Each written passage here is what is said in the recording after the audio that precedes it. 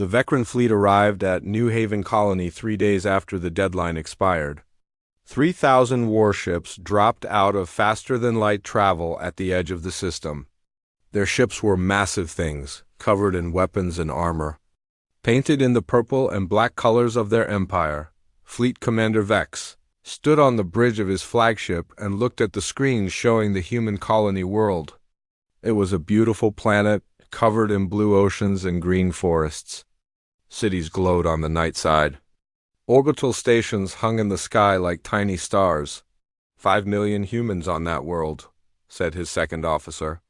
Should we offer them another chance to surrender? Vex laughed, a harsh sound. Why? They already refused. Kill them all. Let the rest of humanity watch and learn what defiance costs. The Vecran fleet moved forward. Their weapons powered up. Targeting systems locked onto the orbital stations, the cities, the spaceports. Then something strange happened. The space around New Haven suddenly filled with human ships. Not dozens. Not hundreds. Thousands. They appeared from nowhere, dropping out of jump points that shouldn't have existed. They were smaller than the Vecran ships, but there were so many of them. Where did they come from? Vex shouted at his sensor officer. I don't know, Commander. They weren't there a second ago. On the lead human cruiser, Captain Jiwan strapped herself into the cockpit of her fighter. Around her, the other pilots of Wraith Squadron were doing the same. The special fighters they were using were unlike anything the Vecran had ever seen. They were sleek, black, and equipped with experimental jump drives that could fold space itself. Wraith Squadron, this is Captain Jiwan, she said into her communicator. Target the Vecran flagship. Hit them hard, hit them fast, and get out before they know what happened. Launch in 3.2.1. Go. 12 fighters shot out of the cruiser's launch bay. They accelerated to speeds that should have torn them apart. Then they simply vanished, folding space around them. Half a second later, they appeared right next to the Vecran flagship. The Vecran didn't have time to react. Wraith Squadron opened fire with weapons that tore through shields like they weren't there. Explosions bloomed across the flagship's hull. Then the fighters jumped away again, appearing on the other side of the Vecran fleet. What is this? Vex screamed, watching his flagship's damage reports. How are they moving like that? He never got his answer. Across the system, hidden weapons platforms that the Vecran hadn't detected suddenly came online. Dr. Sora, watching from a secret facility on Earth, activated the Prometheus weapons. These platforms could fire beams of pure energy across distances that should have been impossible. The beams were invisible until they hit their targets. Vecran warships started exploding. One after another, they died in brilliant flashes of light. The survivors tried to scatter, tried to retreat, but the human fleet was everywhere. Smaller, faster human ships darted between the larger Vecran vessels, launching missiles and firing railguns. Lieutenant Jin Ho was on one of those human ships, a destroyer called the Storm Runner. It was his first real combat mission. He was only 22 years old, fresh out of the academy. His job was to coordinate the ship's point defense systems, shooting down incoming missiles. Incoming fire. Someone shouted. JUNHO single quotes S hands moved across his controls, directing the ship's defensive weapons. Missiles and railgun rounds came at them like a swarm of angry insects. His systems locked on, fired, locked on, fired. Explosions filled the space around the Storm Runner. Nice work, Lieutenant, the captain shouted. Keep it up. Junho realized his hands were shaking. He forced them to be still and kept working. The battle lasted 4 hours. When it was over, the Vecran fleet was destroyed. Out of 3,000 warships, only 12 escaped back into jump space. Those ships carried the news back to the Vecran Empire. Humanity had won the first battle, but the war was just beginning, on Earth. Director Minho stood in the command center and watched the reports coming in. The victory at New Haven was good, but he knew it wouldn't be the last attack. The Vecran would come again with more ships, with better plans. How many ships did we lose? He asked. 147, answered Admiral Hyun, who was watching via video link from her flagship. But we saved 5 million people on New Haven. I'd call that a fair trade. Minho nodded slowly. What about the Prometheus weapons? Did they work as expected? Better than expected, said Dr. Sora, joining the conversation from her research station. She was a thin woman with tired eyes and brilliant mind. She had spent 10 years developing the Prometheus weapons in secret. The Vecran shields couldn't stop the energy beams. We can hit them from across a star system. They've never seen anything like it. Good, Minho said, because we're going to need every advantage we can get. Far from Earth, on a small moon that officially didn't exist, Commander Dae-Yun reviewed the mission reports from his Shadow Corps teams. The Shadow Corps was humanity's Black Operations Division. They did the jobs that no one was supposed to know about. Dae-Yun was 40 years old, with cold eyes and a face that never smiled. He had spent his entire adult life in the shadows, fighting enemies that most people didn't know existed. Now he had a new enemy. We've successfully infiltrated the Vecran communication networks, reported one of his specialists. We can read their messages, track their fleet movements, and even inject false information if we want. Do we know where they're planning to attack next? Dae-Yun asked. Yes, sir. They're gathering another fleet bigger this time? 6,000 ships. They're targeting 3 of our colonies simultaneously. Dae-Yun nodded. Send the information to Admiral Hyan, then prepare our infiltration teams. If the Vecran want to play dirty, we'll show them just how dirty humans can fight. Back on the Storm Runner, Lieutenant Jinho sat in the crew mess hall, trying to eat dinner. His hands were still shaking a little. He kept seeing the explosions, the Vecran ships breaking apart. The missiles coming at them. An older Marine sat down across from him. Her name was Sergeant Hannah, and she had served for 15 years. First battle? She asked. Junho nodded. You did good, Lieutenant. We're all still alive because you kept those missiles off us. I was terrified, Junho admitted. Of course you were. We all were. But you did your job anyway. That's what courage is. She leaned forward. The Vecran think we're soft because we chose peace. They're about to learn that we chose peace because we're strong enough to choose. And now they've made us choose war instead. Junho looked at her. Do you think we can win? I think we don't have a choice, Hannah said. So we'd better... Across human space, the war machine was waking up fully now. Shipyards that had been building peaceful merchant vessels switched to building warships. Factories that made farming equipment started making weapons. Scientists who had been researching medicine turned their talents to creating better armor. Faster ships, stronger shields, and in the hidden places, the secret places, the dark places that most people didn't know about, humanity revealed what it had really been doing for the past 100 years. They had been preparing. Captain Guan landed her fighter back on the cruiser and climbed out of the cockpit. Her crew chief ran over, checking the fighter for damage. How'd she handle, Captain? Like a dream, Guan said. Those Vecran never knew what hit them. She walked through the ship's corridors toward the debriefing room. Other pilots passed her, slapping her shoulder, congratulating her. Wraith Squadron had destroyed 16 Vecran warships without losing a single fighter, but Guan didn't feel like celebrating. She knew this was just the beginning. The Vecran would come back. They would be angry. They would be ready. Good, she thought. So would humanity. In the Vecran Empire's capital world.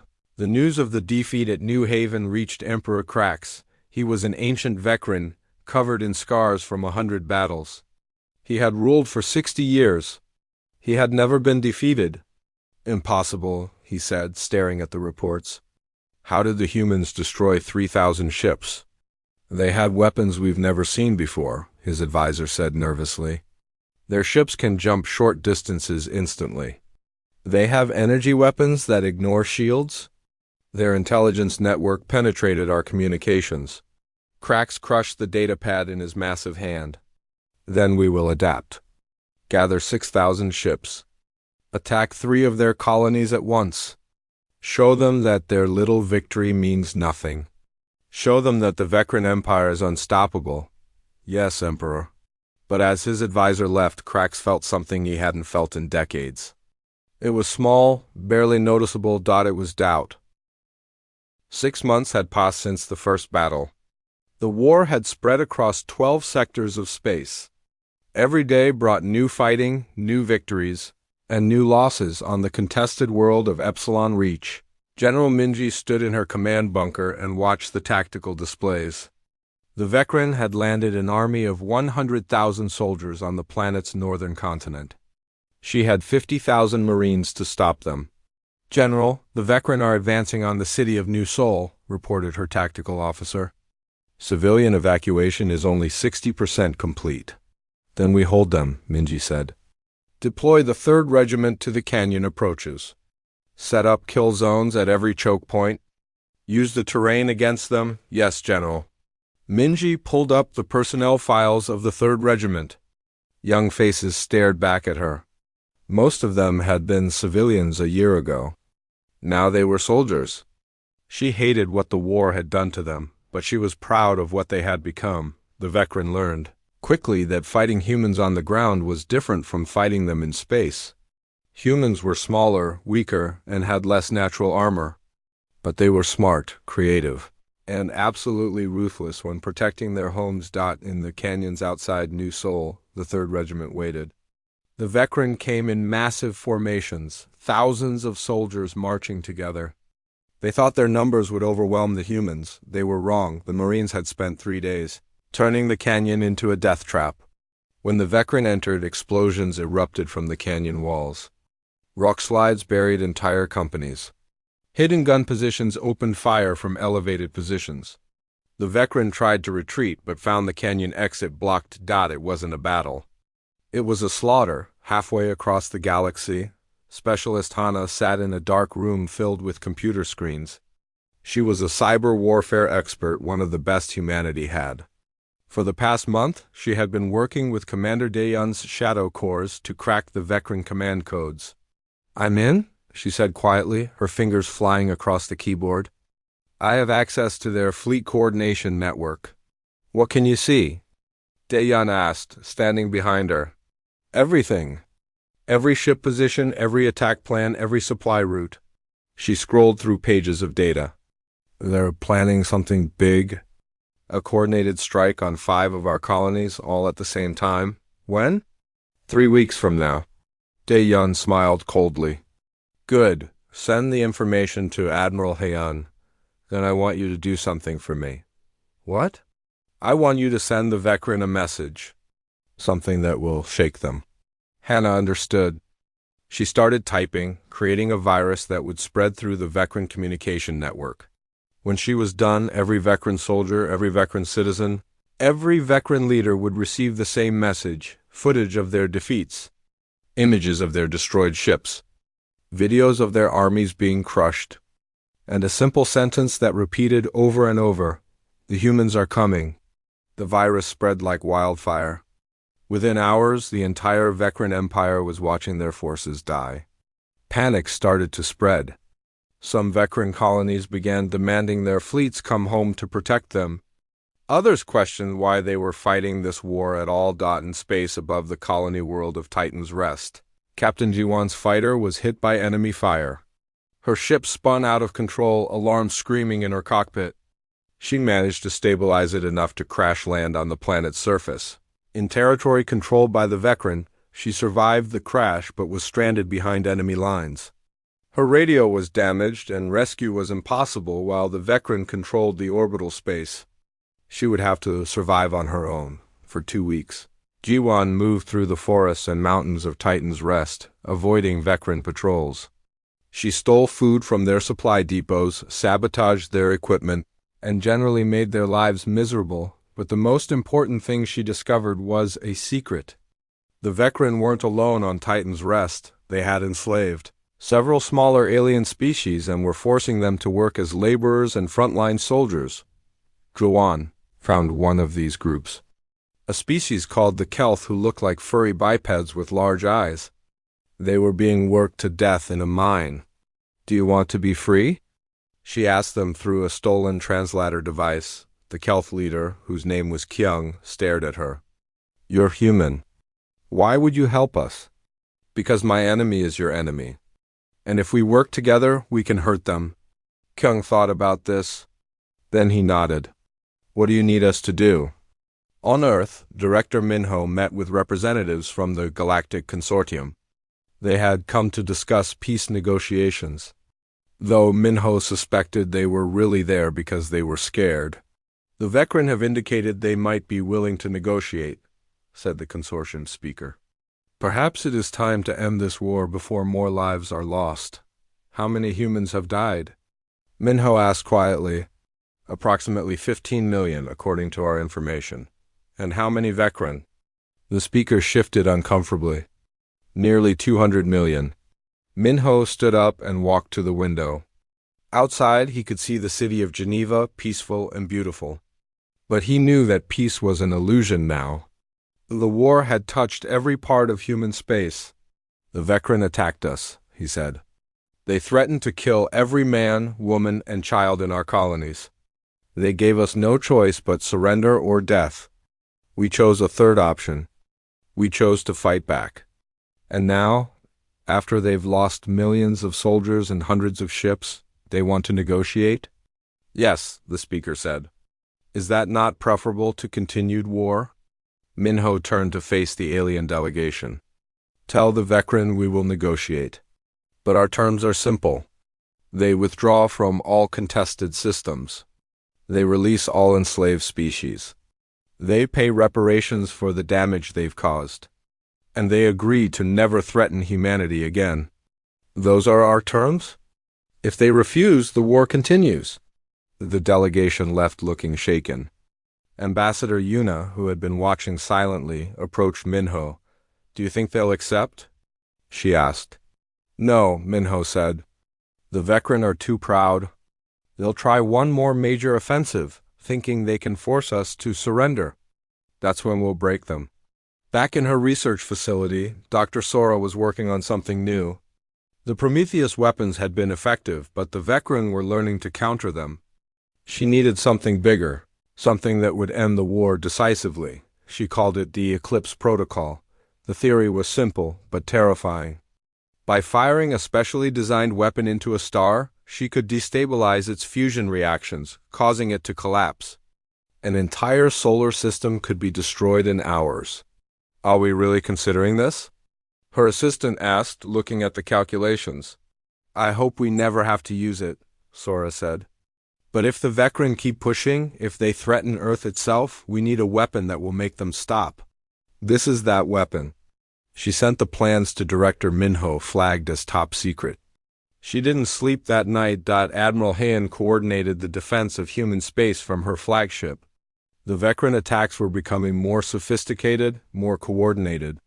They were learning from their defeats. We've identified their main fleet concentration, her tactical officer reported. They have over 4,000 ships gathering near the Vecran core worlds. It looks like they're preparing for a major offensive. Let them come, Heian said. We'll be ready. But privately she worried. Humanity was winning, but at a terrible cost. Every day brought news of more casualties, more destroyed ships, more colonies damaged. How long could they sustain this? How long before the people demanded peace, even if it meant surrender? On Titan's Rest, Ji-Wan and her Kelth allies struck at the Vecran occupation forces. They destroyed supply convoys, assassinated officers, and freed other enslaved workers. The Kelth fought with desperate courage, finally having a chance to strike back at their oppressors. The Vecran are calling for reinforcements, Kyung told Ji-Wan one night. They're scared of us. Good, Ji-Wan said. Keep them scared. Keep them off balance. The more resources they waste chasing us, the fewer they have to fight our main fleet. The rebellion spread. Other enslaved species heard about the uprising on Titan's Rest and started their own rebellions. The Vecran Empire, which had seemed so strong, was beginning to crack from within. Then came the worst news of the war. The Vecran activated a weapon they had kept hidden. A massive ship, bigger than anything humanity had ever seen, appeared in the new Sapporo system. Before the defense fleet could react, the ship fired a single weapon. The colony world of New Sapporo simply ceased to exist. 2 million people died in an instant. Across human space, the response was immediate. Grief turned to rage. Calls for total war echoed from every colony. The demand was simple and brutal: make the Vecren pay. Director Minho stood before the Strategic Defense Council, his face like stone. They crossed the line. No more restraint. No more mercy. Dr. Sora, I'm authorizing the Eclipse Protocol. Find me a Vecren industrial system. We're going to show them what happens when you murder 2 million civilians. The war was about to enter its darkest phase. The declaration came from Earth at exactly midnight. Director Minho's face appeared on every screen across human space, his expression cold and hard. The Vecren Empire murdered 2 million civilians on New Sapporo. They used a weapon of mass destruction against a peaceful colony world. There were children on that world, families, people who had nothing to do with this war except trying to survive it. He paused, letting his words sink in. Humanity tried peace. The Vecren chose war. Humanity showed restraint. The Vecren showed cruelty. Now humanity will show them something new. Total war. Every able-bodied person will serve. Every factory will build weapons. Every ship will join the fleet. We will not stop until the Vecren Empire surrenders completely or ceases to exist. This is our promise. This is our answer. The transmission ended. Across 15 star systems, humanity mobilized like never before. Young people lined up at recruitment centers. Retired veterans returned to service. Civilians took jobs in factories and shipyards. The entire species focused on a single goal: victory. Fleet Admiral Sunho became the supreme commander of all human military forces. He was 60 years old, with white hair and a reputation for brilliant strategy. He had spent 40 years in the military, studying warfare, preparing for a conflict like this. We have 2,000 warships ready for deployment, Admiral Hyon reported to him. Another 1,000 will be finished in 3 months. Not good enough, Sunho said. I want 3,000 ships ready in 6 weeks. Tell the shipyards to work around the clock. Tell them what's at stake. Yes, sir. Sunho pulled up a map of Vecren space. He studied their territory, their supply lines, their fortress worlds. Then he made his decision. We're not going to defend anymore. We're going on the offensive. We're taking the war to their core worlds. Dr. Sora stood in the control room of a hidden weapons platform deep in an asteroid field. Before her, screens showed a Vecren industrial system called Vexor. The system had 6 planets, all of them covered in factories and shipyards. Millions of Vecren workers lived there, building the ships that threatened humanity. At the center of it all was the star, a yellow sun much like Earth's. Eclipse Protocol is ready for activation, her assistant said quietly. Sora felt sick. What she was about to do would kill millions. It would destroy an entire solar system. But she thought about New Sapporo, about the 2 million people who had died there. She thought about the Vecren's threat to burn every human world to ash. Activate the protocol, she said. The weapon fired, a special projectile moving at nearly the speed of light. It struck the star and burrowed deep into its core. Then it began to disrupt the fusion reactions that kept the star alive. The effects took 12 hours. First, the star began to pulse irregularly. Then it started to expand, growing brighter and hotter. The Vecren in the system tried to evacuate, but there wasn't enough time. When the star finally collapsed into itself and then exploded outward, 14 planets were consumed in the blast. The Vecren industrial capacity dropped by 20% in a single day across the Vecren Empire. The destruction of the Vexor system caused panic. For the first time in their history, the Vecren faced an enemy that could and would destroy entire star systems. Captain Jiwan, still behind enemy lines on Titan's Rest, heard about the Vexor system from stolen Vecren broadcasts. The Kelth rebels she was leading celebrated the news. The humans are winning, Kyung shouted, but Jiwan felt hollow.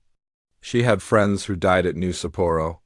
She understood why the Eclipse Protocol was used, but the knowledge that humanity could destroy stars, could kill billions, terrified her. What were they becoming? We need to focus, she told Kyung. The Vecran garrison here just received orders to execute all enslaved workers and retreat. We need to stop them. The rebellion had grown. What started as a few dozen Kelth had become an army of thousands, made up of multiple enslaved species. They had weapons stolen from the Vecran, knowledge of the terrain, and desperate courage. That night, they attacked the main Vecran base on Titan's Rest. The fighting was brutal and close quarters. Jiwan led a team through the base's ventilation systems, planting explosives at critical locations. When they detonated, the entire base collapsed, but the Vecran fought back hard. Jiwan took a shot to her leg and could barely walk. Kyung carried her to safety while the other rebels held off the Vecran reinforcements. "Leave me," Jiwan gasped. "Get your people to safety." "No," Kyung said firmly. "You saved us. We save you." They made it out just before human ships arrived in orbit, finally able to break through the Vecran blockade.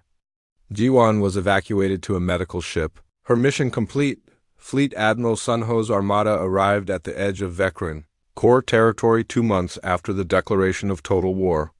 2,000 human warships dropped out of faster than light. Travel in perfect formation, the Vecran had been expecting them. Their defense fleet of 3,000 ships waited in defensive positions around their fortress worlds. "All ships, this is Admiral Sunho," his voice echoed across the fleet channels. "The Vecran thought they could terrorize us into submission. They thought we were weak. Today we show them the truth. Today we show them that humanity doesn't forgive genocide." Attack! The fleets collided in the largest space battle in galactic history. Energy weapons lit up the darkness between stars. Missiles crossed the void by the thousands. Ships exploded in brilliant flashes. The fighting lasted for 18 hours straight. Lieutenant Jinho, now a veteran with 2 years of combat experience, coordinated the Stormrunners' defenses. His hands no longer shook. He had become what the war needed him to be, a professional killer. "Incoming missile salvo!" Someone shouted. "JUNHO single quotes S systems locked on, fired, locked on, fired." 3 missiles got through. One hit the Stormrunner's port side, tearing a hole in the hull.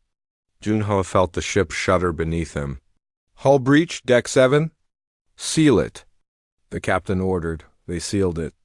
They kept fighting. Captain Borum commanded a new type of ship, an experimental dreadnought called the Retribution. It was 5 kilometers long, covered in weapons that most scientists said were impossible. The ship could generate artificial gravity wells, could fire projectiles at relativistic speeds, could create shields that bent space itself. The Retribution faced a Vecran fortress station, a massive structure the size of a moon. The station's weapons fire could destroy a normal ship in seconds. Borum didn't flinch. "All weapons, target the station's power core. Give them everything we have." The Retribution fired. The weapons violated known physics, tearing through shields and armor like they were paper. The fortress station's power core detonated, and the entire structure broke apart in a chain reaction of explosions. "That's for New Sapporo," Borum said quietly. Commander Daeyun and his Shadow Corps teams were already inside Vecran territory before the main fleet arrived. Their mission was simple, cause chaos. In a single night, 12 Vecran sector commanders died in their sleep.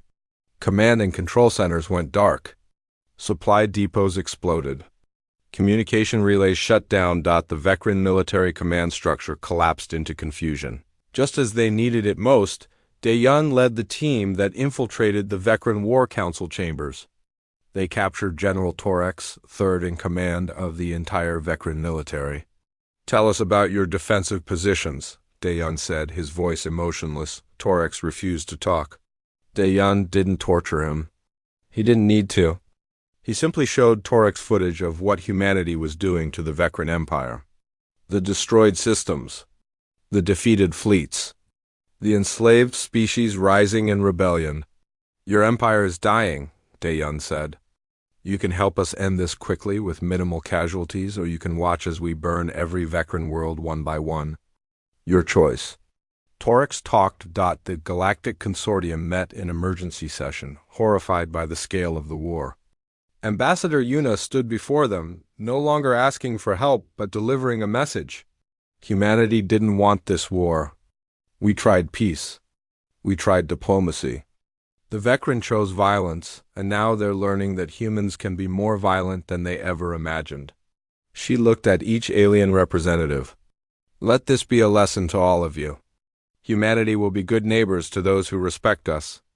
But to those who threaten us with genocide, we will show no mercy and no restraint.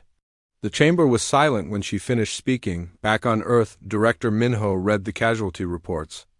20 million humans dead now. 2 destroyed colonies. Hundreds of damaged ships. But the Vecren had lost more. Much more. Their empire was crumbling. We're receiving a communication from the Vecren Emperor, his aide said. He wants to negotiate. No, Minho said. Not yet. Not until they understand what they've done. Not until they beg for peace. On the Storm Runner, Lieutenant Junho helped carry wounded crew members to the medical bay. The battle was over. Humanity had won, but the ship was damaged and half the crew was dead or injured. He found Sergeant Hannah in the medical bay, her arm in a sling. We won, she said, trying to smile. At what cost? Junho asked, looking at all the wounded. Whatever it takes, Hannah replied. The Vecren started this. We're going to finish it. The war was entering its final phase. The Vecren Empire was beaten, broken, but not yet defeated. And Fleet Admiral Sunho was about to take his fleet to the Vecren homeworld itself. The end was near. The human fleet arrived at the Vecren homeworld 3 months after the war began. Fleet Admiral Sunho stood on the bridge of his flagship and looked at the planet on the view screen. It was a large world, covered in sprawling cities and military installations. 5 billion Vecren lived there. Detecting massive defensive positions, the sensor officer reported. Orbital stations, minefields, defense platforms. They've fortified every approach. How many ships do they have? Sunho asked. Approximately 1,500 warships in defensive formation around the planet. Sunho nodded slowly. He had brought 2,000 ships? The odds were in humanity's favor, but the Vecren were fighting to defend their homeworld. They would fight harder than ever before. Open a channel to all ships, Sunho ordered. This is it. The Vecren homeworld. Everything we've fought for comes down to this battle. Fight well. Fight hard. And remember New Sapporo? The fleet moved forward into battle. Deep within the Vecren homeworld, Emperor Crax sat in his throne room and watched the human fleet approach on his screens. Around him, his advisors argued about what to do. We should surrender, one said. The humans have destroyed half our empire. We cannot win. Never. Crax roared. The Vecren Empire does not surrender. Then we will all die, another advisor said quietly. Crax glared at him. If we must die, then we will take the humans with us. Activate the Omega device. His advisors looked horrified. Emperor, please, the Omega device will destroy half the galaxy if it activates. It will kill billions, maybe trillions. Then the humans will know they cannot defeat us without consequences, Crax said. Activate it. Captain G1 had recovered from her injuries and was back in her fighter, leading Wraith Squadron one more time. Her squadron's mission was to destroy the orbital defense platforms that protected the Vecren homeworld. Remember your training, she told her pilots. Fast in, fast out. Don't get cocky. These are the best Vecren defenders. They know we're coming. The fighters launched and jumped into the heart of the Vecren defenses. Immediately, they were surrounded by enemy fire. 2 fighters were destroyed in the first 30 seconds. Yuan gritted her teeth and focused on her target, a massive defense platform bristling with weapons. She fired her missiles and jumped away just as the platform exploded. Around her, the other pilots were doing the same, methodically destroying the Vecren defenses, but the cost was high. By the time they finished, Wraith Squadron had lost half its fighters on the surface of the Vecren homeworld. General Minji led the ground assault. 300,000 Marines dropped from orbit in armored pods, landing in the capital city. Their mission was to capture the Imperial Palace and the Emperor himself. The fighting in the city streets was brutal. The veteran defenders knew every corner, every building. They fought with desperate courage, trying to protect their homes. Lieutenant Junho was there, now a platoon leader. He had survived 2 years of war. He had become hard, efficient, deadly. He led his Marines through the urban battlefield, clearing buildings, securing positions, pushing forward. Contact front. Someone shouted. JUNHO single quotes S team took cover as veteran soldiers opened fire. He coordinated his squad's response, directing their fire, calling in support from nearby units.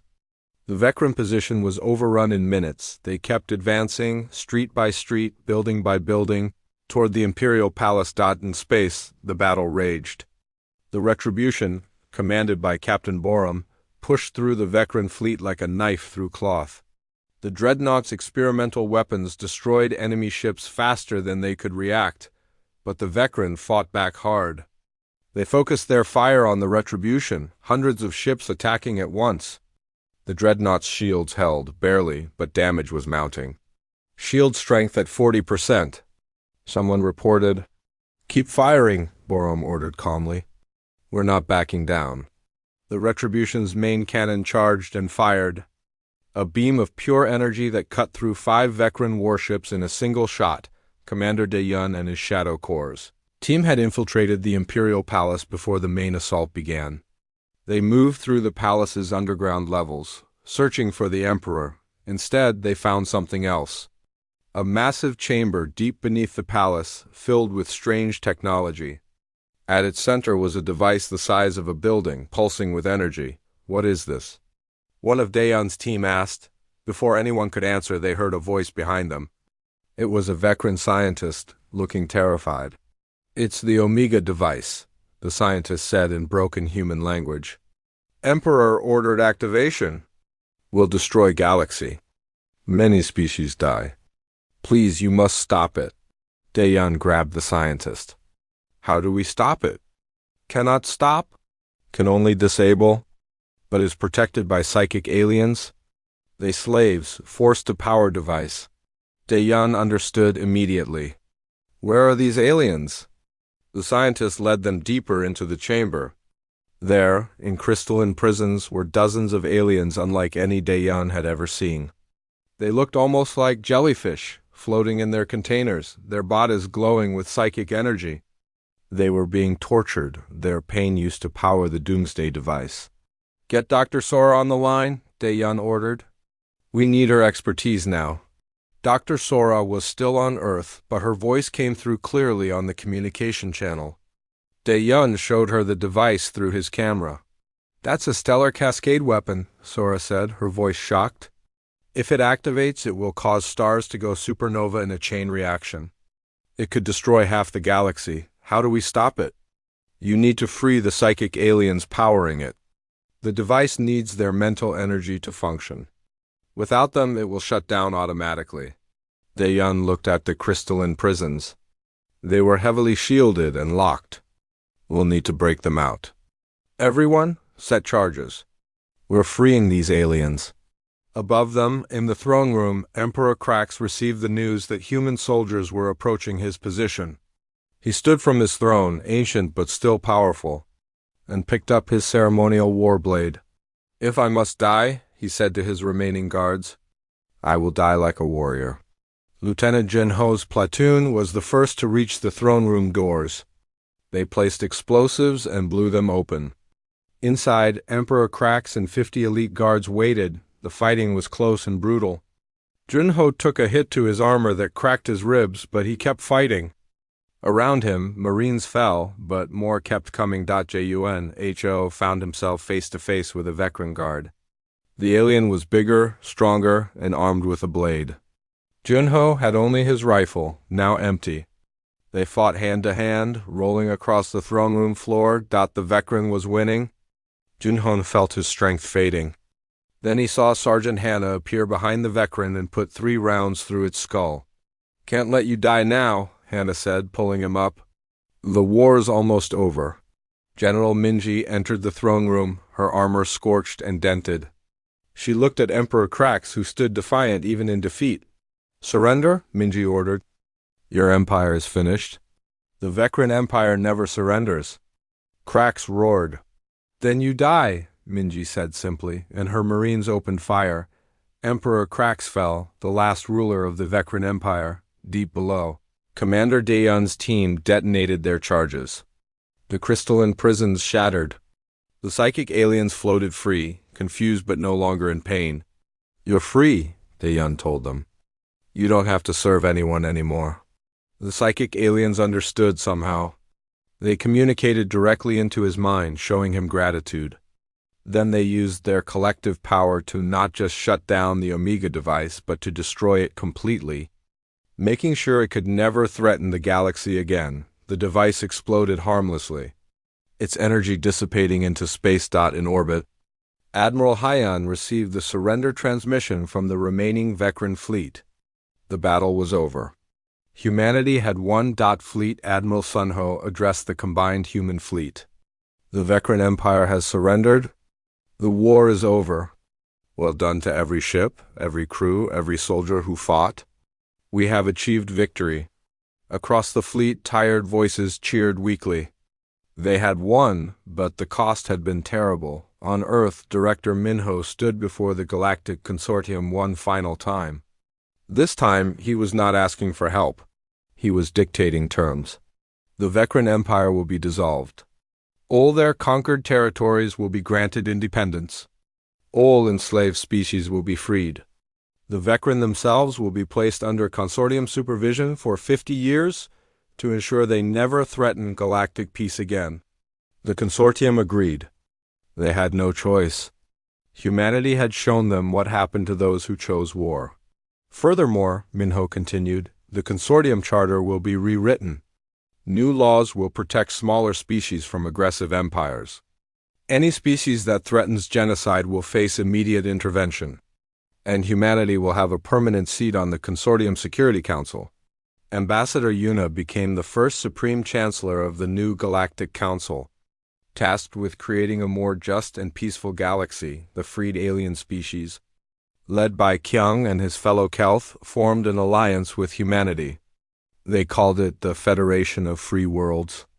They pledged to stand together against any future threats. Captain Ji-won received a medal for her actions behind enemy lines. She accepted it quietly, thinking of all the pilots she had lost. She retired from the military afterward, unable to keep flying after seeing so much death. Dr. Sora destroyed all research related to the Eclipse Protocol. She had used it once and vowed never to let it be. The message arrived at exactly 0600 hours. Earth Standard Time. Every communication device across human space suddenly went dark for 3 seconds. Then the transmission began. A massive alien face filled every screen. The creature had 4 eyes arranged in a diamond pattern, scales that shimmered between purple and black, and a mouth full of razor-sharp teeth. When it spoke, translators across 15 star systems worked frantically to convert the words. Humans. We are the Vecran Empire. We control 217 worlds. We have crushed 40 species. We have never been defeated. The alien's voice was like grinding metal. You will surrender all your colonies. You will kneel before our emperor. You will serve us. You have 72 hours. If you refuse, we will burn every human world until nothing remains but ash and memories. The transmission ended. Screens flickered back to normal. For several seconds, billions of humans across the galaxy simply stared in silence. On Earth, in the Strategic Defense Council's headquarters buried beneath the Swiss Alps, Director Minho sat in his chair and watched the recording for the 3rd time. Around the massive circular table, 20 other council members waited for him to speak. Some looked terrified. Others looked angry. A few looked sick. Opinions, Minho said quietly. We can't fight them, said Councillor Park, a thin woman with gray hair. They have 200 worlds. We have 15. They've been doing this for centuries. We've been in space for less than 300 years. They're bluffing, growled General Minji, the head of the Terra Marine Corps. She was a broad-shouldered woman with scars on her hands. No empire broadcasts threats like that unless they're trying to avoid actual fighting. Maybe they're not bluffing, said another counselor. Maybe they really will destroy us. Minho stood up slowly. He walked to the massive view screen that showed a map of human space. 15 stars, each one representing a colony world. Earth glowed brightest in the center. He touched the screen gently. How many people live in our space now? He asked. 43 billion, answered someone. And how many would die if we surrender to slavers? Nobody answered that question. Minho turned back to face the council. 300 years ago, we barely made it to our own moon. 200 years ago, we discovered faster-than-light travel. 100 years ago, we joined the Galactic Consortium and promised we would be good neighbors. We built schools, not weapons. We sent diplomats, not soldiers. We showed everyone that humans wanted peace. He paused, his jaw tight, and now they think we're weak. On the colony world of New Haven, Captain Yuan stood in the briefing room of the Orbital Defense Station. She was 28 years old, with short black hair and eyes that missed nothing. Around her, the 11 other pilots of Wraith Squadron waited in their flight suits. We just got word from Earth, she said. The Vecran gave us 72 hours to surrender. Are we going to? Asked one of the younger pilots. G1 smiled, but there was no humor in it. What do you think? The pilots started talking all at once. Some were scared. Others were excited. A few were angry. G1 let them talk for 30 seconds, then held up her hand. Listen, we all knew this day might come. We all volunteered for this squadron because we were willing to fight if we had to. Well, now we have to. She walked along the line of pilots. Check your fighters. Load the special munitions. Get some rest. When Earth gives the word, we fly? Halfway across the galaxy, Ambassador Yuna stood before the Galactic Consortium's Grand Assembly.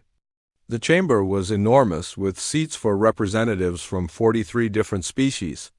Most of them looked nothing like humans. Some had tentacles. Others had wings. A few were just floating clouds of gas inside containment suits. The Vecran have threatened humanity with genocide, Yuna said, her voice steady despite the fear in her chest. We ask the consortium to intervene. We ask for help. The consortium speaker, a massive creature that looked like a tree made of crystal, made a sound like wind chimes. The consortium does not interfere in disputes between member species and non-member species. The Vecran are not part of the consortium. This is your problem, not ours. They're going to kill billions of people. Then perhaps you should surrender, said another alien, one that looked like a giant mantis. The Vecran are strong. You are weak. This is the way of the universe. Yuna felt rage burning in her stomach, but she kept her face calm. She bowed slightly. Thank you for your time. As she walked out of the chamber, she activated her communicator. Director Minho, this is Yuna. The consortium won't help us. I expected that, Minho replied. Come home, Ambassador. We have work to do. 70 hours later, the deadline was approaching. Across human space, people waited. Some prayed. Some cried. Parents held their children. Soldiers checked their weapons on the flagship of the 5th Armada. Admiral Hyon stood on the bridge and watched the countdown clock. She was 53 years old, with gray streaks in her black hair and a calm expression that never changed. She had served in the Terran Defense Fleet for 32 years. She had fought pirates, rescued stranded colonists, and kept the peace. She had never fought a real war. Until now. Admiral, we're receiving a transmission from Earth, said her communications officer. Put it through. Director Minho's face appeared on the screen. Behind him, Hin could see the entire Strategic Defense Council. Admiral, the deadline is in 2 hours. The Vecran are waiting for our response. I'm authorizing Protocol Avalanche. You know what to do? Hyon nodded slowly. Understood, Director. The screen went dark. Hyon turned to her bridge crew. Every one of them was watching her, waiting. Activate Protocol Avalanche, she said. Send the order to every fleet, every station, every colony. Wake up the shipyards. Activate the hidden bases. Power up the weapons platforms. Tell everyone it's time. Across human space, things that had been sleeping began to wake up. Asteroid fields that looked empty suddenly blazed with light as massive shipyards powered up. Space stations that seemed like simple research facilities opened hidden bays filled with warships. Weapons platforms that had been disguised as communication. Satellites came online. Humanity had been preparing for this day for a long time. When the 72-hour deadline expired, the Vecran waited for humanity's surrender. Instead, they received a single transmission. Admiral Hyon's face appeared on every Vecran screen. "You gave us a choice," she said. "Surrender or war. We choose war. And now you're going to learn something about humanity. We tried peace. We tried diplomacy. We tried being your friends. You chose violence instead?" She leaned forward, her eyes hard as stone. "You wanted war. You'll get humanity." The transmission ended. The war had begun.